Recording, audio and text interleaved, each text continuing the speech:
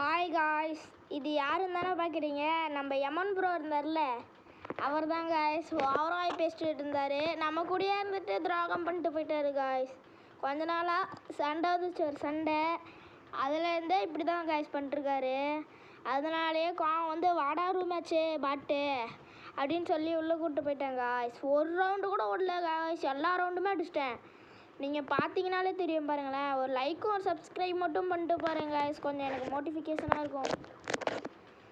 அவன் இங்கே பக்கத்துலேயே ஒருத்தன் இருந்தான். அவனுக்கே சப்போர்ட் பண்ணி ஓவராய் பேசிட்டு இருந்தானா. அவனையும் வாட 1v2 பண்ணுறேன்டா அப்படின்னாங்க காய்ஸ். அவன் வரவே இல்லை. அவன் வாடா வாடான்னு கூப்பிட்றேன் காய்ஸ், அவன் வரவே மாட்டேங்கிறான் பாட்டு பையன். கேட்டா என்னடா பெரியவனாடா நீ, வாடா நான் பார்த்துக்கிறேன், நீ யாரை வேணால் கூப்பிட்டோடா, நான் அடிக்கிறேன்டா அப்படின்னாங்க. நீ தான் காய்ஸ் எனக்கு கொஞ்சம் ரூமேஜ் கூட வந்து அடிக்கணுங்க, எனக்கு கொஞ்சம் மோட்டிஃபிகேஷனாக இருக்குங்க காய்ஸ். நான் அழுவ மாட்டேன் காய்ஸ். நீங்கள் எனக்கு ஒரு லைக்கும் ஒரு சப்ஸ்கிரைபும் மட்டும் பண்ணிங்கன்னா எனக்கு பெரும் பெரும் மூச்சாக இருக்கும் காய்ஸ்.